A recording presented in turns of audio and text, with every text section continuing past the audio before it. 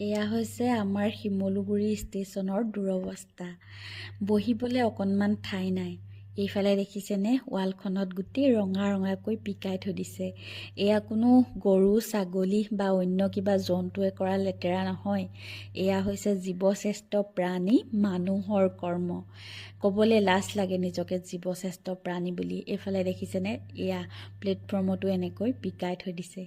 এয়া জানো আমাৰ ৰাষ্ট্ৰীয় সম্পদ নহয়, আৰু ইয়াক আমি সকলোৱে মিলি চাফ চিকুণকৈ ৰখাটো জানো আমাৰ কৰ্তব্য নহয়।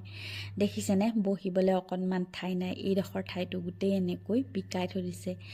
মুঠতে দেখি দুখ লাগিছে মোৰ আজি। বহুত কেতিয়াবা দুখ লাগে এইবোৰ কৰ্ম দেখিলে মানুহৰ। কি ক'ম আপোনালোকক। এইফালে আপোনালোকক আৰু দেখুৱাবলৈ লৈ গৈছোঁ বেচিনটো। দেখিছেনে, এইটো বেচিনেই ক'ব পাৰিনে। ইয়াত হাত ধোৱা বা কিবা ধোৱাটো দূৰৰ কথা,